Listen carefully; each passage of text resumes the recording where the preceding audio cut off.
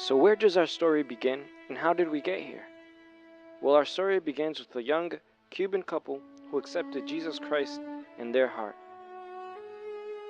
In 1978, at the young age of 23, Reynaldo Guerra, alongside his wife Odalis Guerra, pioneered in the city of Providence to carry on the legacy of the gospel of God and to stand up for the truth. God prospered the work of Reynaldo Guerra as he was successful in impacting his generation with the gospel of Christ.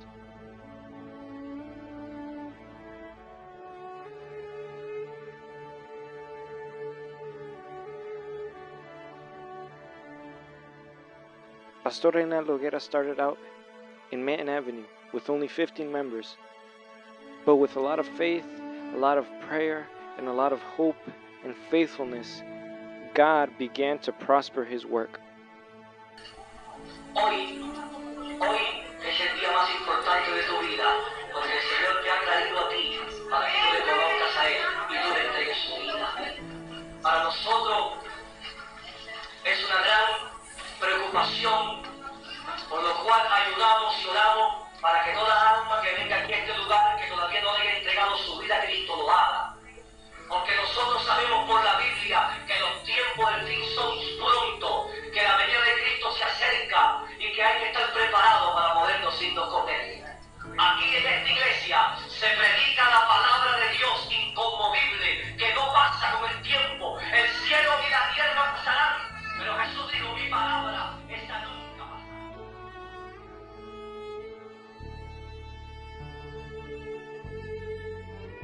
Muchas gracias por esta entrevista y saludo a todos los jóvenes. Servir a Dios en la juventud fue un reto muy grande, pero al mismo tiempo fue algo que nos impulsó a serle fiel a Dios en todas las cosas. Y en medio de todo eso, fortaleció nuestro matrimonio, fortaleció nuestra familia y vimos cómo Dios era fiel para a los jóvenes. Dios los puede usar poderosamente a pesar de los grandes retos. No vayan a pensar que solamente hay reto hoy, en el 2013. Cuando yo era joven, muchos años atrás, no voy a decir cuánto, los retos también eran fuertes, pero se puede seguir.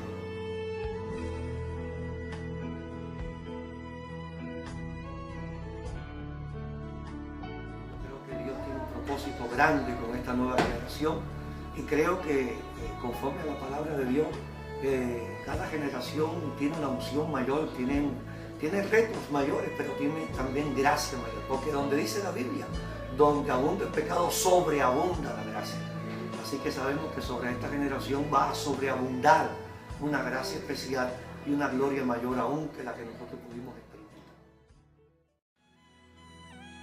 As he pastored decade after decade in the city of Providence, God raised a new generation of believers to fulfill his work. Mi corazón tiene paz, yo he caminado pero queda más. Mi corazón anhela mirar tu rostro, Dios. Donde estás es donde quiero estar. Oh sí, tú eres mi rey, tú eres el cordero, el león de Judá, la simiente de Abraham, el primogénito, santo de Dios, tú eres el rey de quien yo soy. Canta los coros conmigo. Tú eres mi rey, tú eres el cordero, el león de Judá, la simiente de Abraham, el primogénito, santo de Dios, tú eres el rey. In 1987, the First Church of God made history in Providence, as the Providence Journal wrote an article titled, "Parish has a special mission. One time, Elmwood porno theater to house church expansion. For years, the cinema was a Providence showcase, a place for family fun and entertainment, but it fell on hard times several years ago and closed in shame, a dilapidated movie house for pornographic flicks.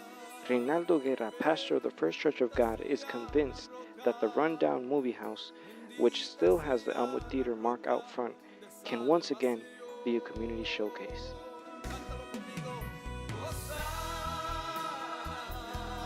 Members of the First Church of God continued making history.